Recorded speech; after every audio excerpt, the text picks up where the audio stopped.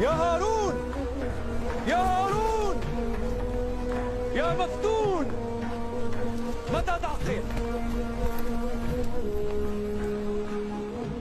أنا المجنون ولا؟ بل أنا العاقل يا هارون.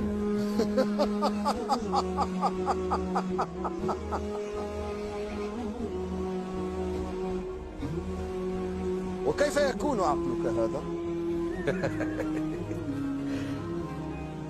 لأني علمت أن قصرك زائل وأن هذا باقي فعمرت هذا. أما أنت فقد عمرت قصرك وخربت قبرك، فتكره أن تنتقل من العمران إلى الخراب، مع أنك تعلم أنك إليه صائر لا محالة.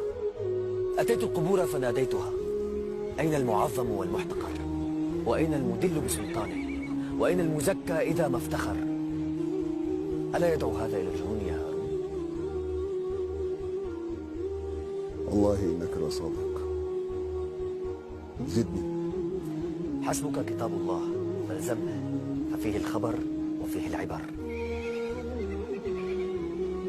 لك حاجة فأقضيها لك؟ نعم، 3 حاجات إن قضيتها شكرتك. فاطلب إذن. أن تزيد في عمري. لا أستطيع. أن تحميني من ملك الموت. لا أقدر. أن تدخلني الجنة وتبعدني عن النار. لا أقوى. فاعلم إذن بأنك مملوك ولست بملك، ولا حاجة لي في المماليك.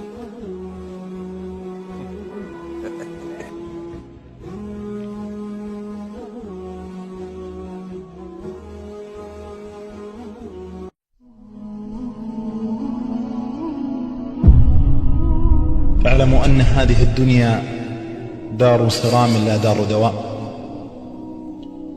ودار عبور لا دار حبور، ودار نفاد لا دار إخلاد. دار أهلها يتحولون وسكانها يرتحلون، ثم إنهم يوم القيامة عند ربهم يختصمون.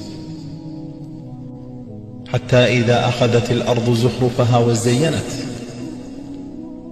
وظن أهلها أنهم قادرون عليها أتاها أمرنا ليلا أو نهارا فجعلناها حصيدا كأن لم تغن بالأمس.